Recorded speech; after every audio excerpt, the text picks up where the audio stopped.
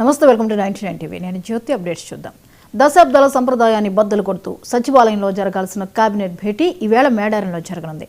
ఉమ్మడి రాష్ట్ర చరిత్రలో ఎన్నడూ లేని విధంగా హైదరాబాద్ వెలుపల తొలిసారిగా జరుగుతున్న ఈ మేడారం కేబినెట్ సమావేశం మీద ఇప్పుడు సర్వత్రా ఉత్కంఠ నెలకొంది. ఈ భేటీలో ఎలాంటి నిర్ణయం తీసుకుంటారనేది ఆసక్తిగా మారింది.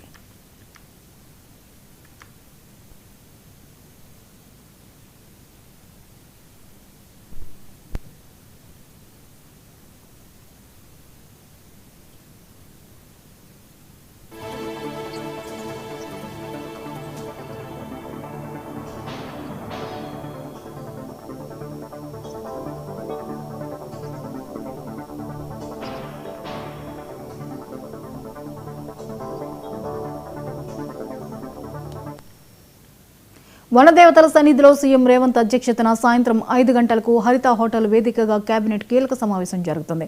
సీఎం, మంత్రులు, వివిధ శాఖల కార్యదర్శులు, ఉన్నతాధికారులు మొత్తం కలిపి దాదాపు 300 మంది బస చేసేందుకు వీలుగా ఏర్పాట్లు జరిగాయి. హరిత హోటల్ పరిసరాల్లో కట్టుదిట్టమైన భద్రత ఏర్పాట్లు చేశారు. మంత్రి సీతక్క నిన్న ఉదయం నుంచి ఇక్కడే మకాం వేసి ప్రత్యక్షంగా పర్యవేక్షిస్తున్నారు.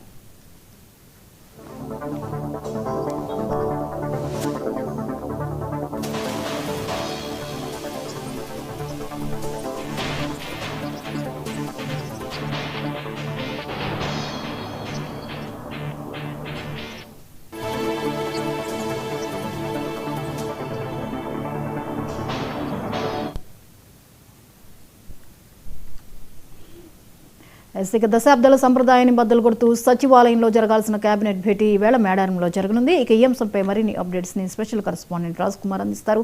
రాజ్ కుమార్, ఈరోజు సాయంత్రం తెలంగాణ కేబినెట్ సమావేశం జరగనుంది. అది మేడారంలో జరగబోతోంది. అంటే తొలిసారిగా సచివాలయం బయట ఈ కేబినెట్ సమావేశం జరుగుతుంది. దీని వెనుకున్న రీజన్ ఏంటి?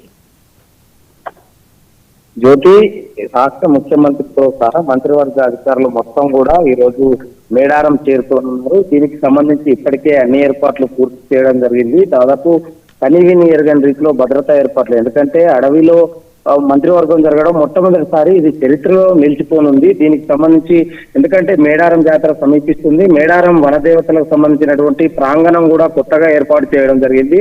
దాదాపు 4000 టన్నులతో కూడా మొత్తం సమ్మక్క సారలమ్మ సంబంధించినటువంటి గ్రానైట్ మొత్తం కూడా అభివృద్ధి చేశారు. దీనికి సంబంధించి మొత్తానికి మాత్రం ఈ యొక్క మొత్తం హైదరాబాద్ మొత్తం మంత్రులతో సహా ఐఏఎస్ అధికారులతో సహా అందరూ కూడా ఇక్కడికి మేడారంలో మాత్రం ఈ రోజు సాయంత్రం 5 గంటలకు ఏదైతే రాష్ట్ర కేబినెట్ సమావేశం జరగనుంది. దీంట్లో ఇప్పటికే దాదాపు అందరు అధికారులు కూడా ఈ మధ్యాహ్నం కల్లా అక్కడికి చేరుకోవడం జరుగుతోంది. ముఖ్యమంత్రి రేవంత్ రెడ్డి ఖమ్మం జిల్లా పర్యటనల నేపథ్యంలో సాయంత్రం 4:30 గంటలకు మేడారం చేరుకుంటారు. చేరుకొని 5 గంటల ప్రాంతంలో కూడా ఆ సాంస్కృతిక కార్యక్రమం మొత్తం కూడా ఏదైతే ఆదివాసీ సంస్కృతి ప్రతిబింబించేలా కూడా కార్యక్రమాలు కూడా ఏర్పాట్లు చేయడం జరిగింది. దీనికి సంబంధించి ఇప్పటికే హరిత హోటల్ ప్రాంగణంలో మంత్రివర్గం భేటీ కూడా కానున్న నేపథ్యంలో అక్కడ ఏర్పాట్లు కూడా అధికారులు పూర్తి చేయడం జరిగింది. దీనికి సంబంధించి ఈ మంత్రివర్గ భేటీలో మాత్రం కొన్ని కీలక నిర్ణయాలు కూడా తీసుకునే అవకాశం ఉంది. ముఖ్యంగా రాబోయేటువంటి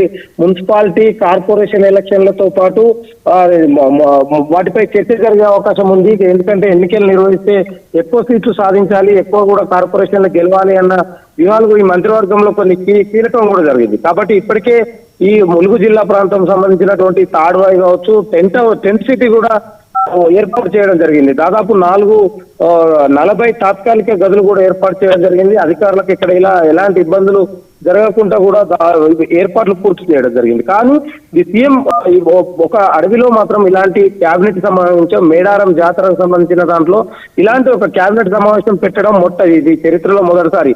మేడారం జాతరకు కేంద్ర మంత్రులతో పాటు రాష్ట్ర మంత్రులు, ముఖ్యమంత్రులు గతంలో వచ్చినప్పటికీ ఇప్పుడు మాత్రం ఆ జాతరలో కనీసం అక్కడే కేబినెట్ పెట్టడం ఇది తొలిసారి అవుతుంది.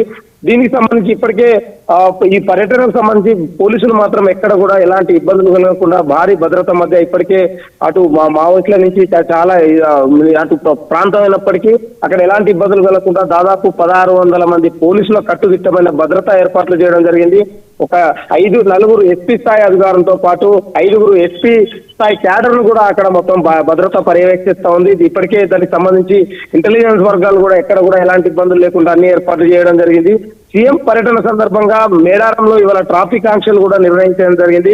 ఎందుకంటే ఈ రోజు సండే కావడంతో పెద్ద ఎత్తున భక్తులు మేడారం వస్తూ ఉంటారు. కాబట్టి దానికి సంబంధించి ఎక్కడ భక్తులకు ఇబ్బంది కలగకుండా ములుగు నుంచి వచ్చే అటువంటి ప్రైవేట్ వాహనాలన్నీ కూడా నార్లాపూర్ మీదుగా కూడా మాత్రమే మేడారానికి రావాలని అధికారులు స్పష్టం చేశారు. కాబట్టి తాడ్వాయి మీదుగా ఖమ్మం అలాంటి ఛత్తీస్గఢ్ నుంచి వచ్చేటువంటి తాడ్వాయి మీదుగా వాహనాలు ఎంట్రీ లేదు అని కూడా తిరుగు ప్రయాణం బయకపేట, భూపాలపల్లి, పరకాల, గూడెపాడు మీదుగా కూడా వెళ్లాల్సి ఉంటుందని కూడా ట్రాఫిక్ ఆంక్షలు కూడా నిర్ణయించడం జరిగింది.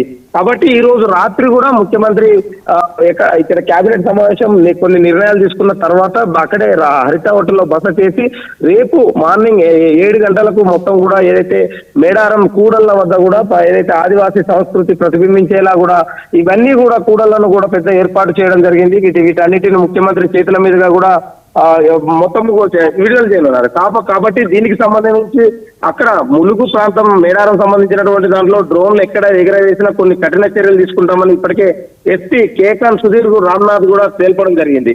కాబట్టి ఈ యొక్క వనదేవతల సన్నిధిలో మాత్రం మంత్రివర్గ భేటీ ఇంతకీ ఏ నిర్ణయం తీసుకుంటారన్న మాత్రం ముచ్చట నెలకొంది. కానీ ఈ కాంగ్రెస్ ప్రభుత్వం ప్రజాపాలన కాబట్టి ఇక్కడ ఒక దీంట్లో అడవిలో ఏర్పాటు చేయడం, గిరిజన దగ్గర ఉండి అంటే ప్రజలకు అందుతున్నటువంటి సంక్షేమ పథకాలు ఇవన్నీ అందేలా చూస్తున్నది ప్రభుత్వం అని కూడా చెప్పుకునే ప్రయత్నం చేస్తున్నదని తెలుస్తా ఉంది. కానీ మొత్తానికి మాత్రం ఈ భేటీ మాత్రం మంత్రివర్గ భేటీలో ఎలాంటి నిర్ణయాలు తీసుకుంటారో ఆ నిర్ణయాలకు సంబంధించినటువంటి దాంట్లో 5 గంటల వరకు ఏదైతే కేబినెట్ సమావేశం ప్రారంభం కానుంది. ఈ ఏర్పాట్లకు సంబంధించిన అనంతరం అన్ని ఏర్పాట్లు పూర్తి చేయడం జరిగింది. Right, thank you Raj Kumar.